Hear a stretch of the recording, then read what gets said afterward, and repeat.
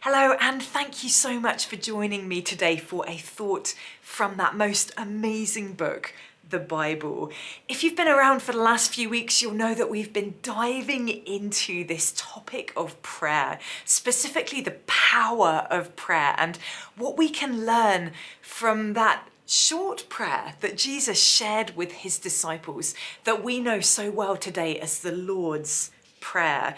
It's amazing how much there is just to get out of those few short verses, and we're going to continue with that today. See, with the best will and intention in the world, I think that we can get just a little bit me focused when it comes to our prayers.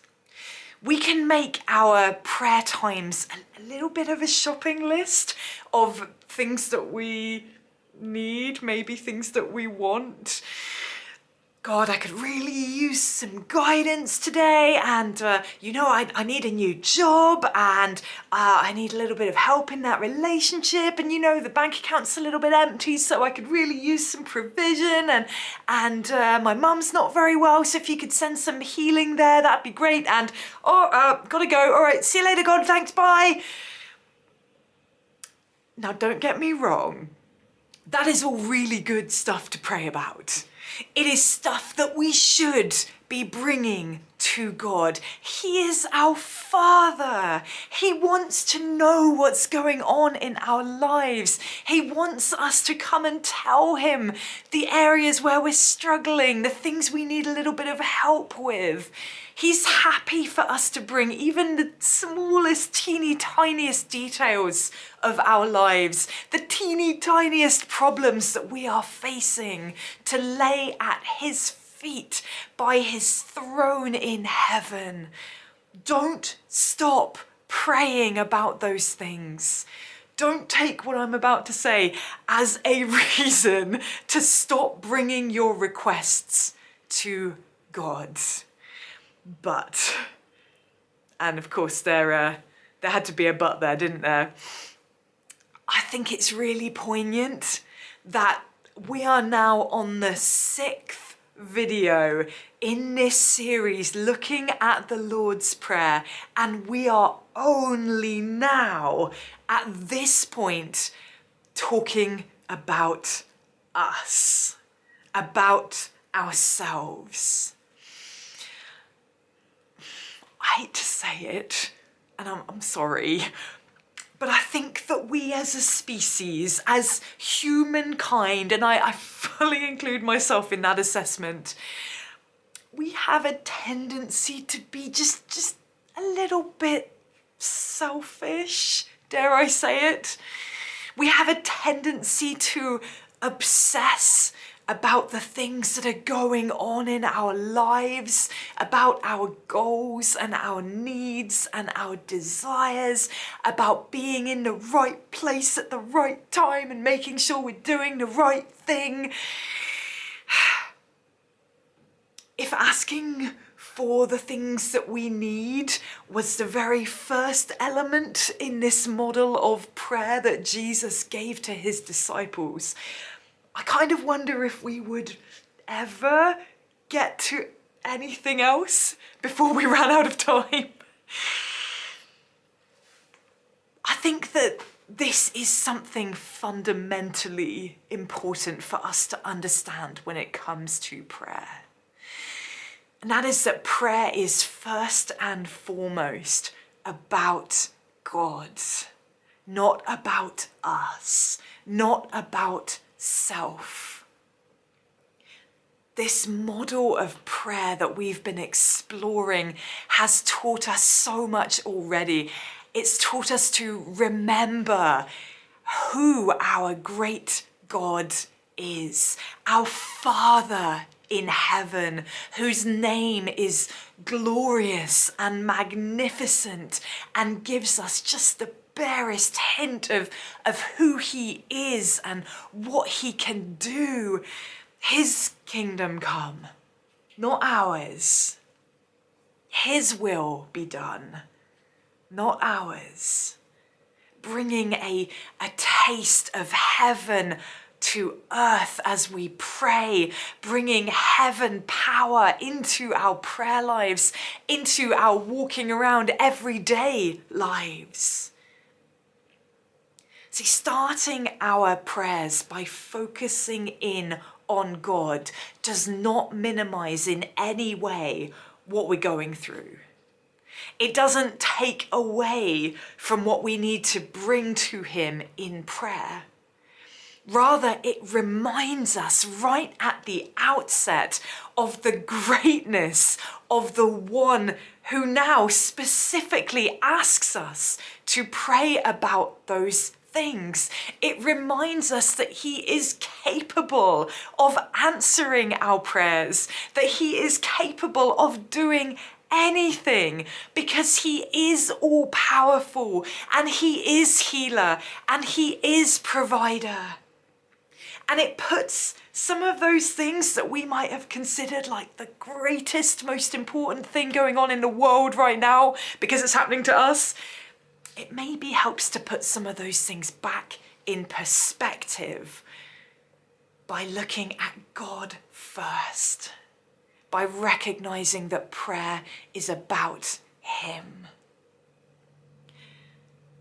Our Father in heaven is so invested in our lives that he does want us to bring our requests to him. He cares about what is going on in our lives. I find that utterly amazing. And it's only amazing when you stop and really think about who God is and how extraordinary it is that the creator of absolutely everything would care about the tiny little problem that you are facing in your life. He could have left it at his kingdom coming and his will being done, but instead we are invited to pray, give us today our daily bread. Bread. That's a fairly basic thing to be praying for ourselves, isn't it? I'm pretty sure that Jesus wasn't only talking to his disciples about food here. It may be food if that's what you really need today, but this daily bread could be representative of anything in your life, physical, spiritual, emotional, whatever the need in your life may be. But I think that I would prefer it if that prayer was something like, give us today a steak dinner and everything that I could possibly want to eat. That sounds a bit more appealing than a few slices of bread. And it could be that Jesus was making a point here about how many of the things that we actually pray for are perhaps more things that we want compared to what we actually need. But I wonder too, if there isn't a bit of us actually not being quite sure what we do actually need in our lives. So it's interesting, isn't it, when you hear about those stories of people who suddenly receive a huge inheritance or win the lottery and get a huge amount of money all at once, and then you catch up with them a few years later and they're really not happy because they realise that money wasn't what they needed to make them happy, to give them contentment. We may prefer to pray for a daily feast of all of our favourite foods, but would that actually be good for us if we had that every single day? Or would it mean that we ate so much we ended up making ourselves sick and therefore were unable to do what God was actually calling us to do? This is all metaphorical, of course. It's not just about food. But there's another point in that line that gets me a little bit. Why does it have to be daily bread? So I'm a planner. That is the kind of person that I am. I love to know what is going to come in the future. I cannot tell you how much of a challenge these last few months have been since Dave and I left Liberia and landed back here in the UK and don't really have any idea of what's coming next. I'm sure God's teaching me some lessons in that.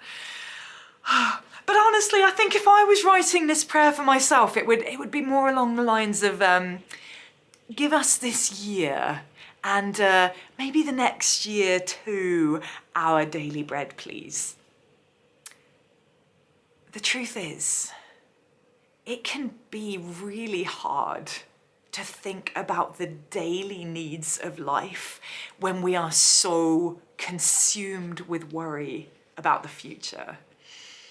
It can be hard to think how God could possibly provide when we cannot see a conceivable way through the mess that we find ourselves in.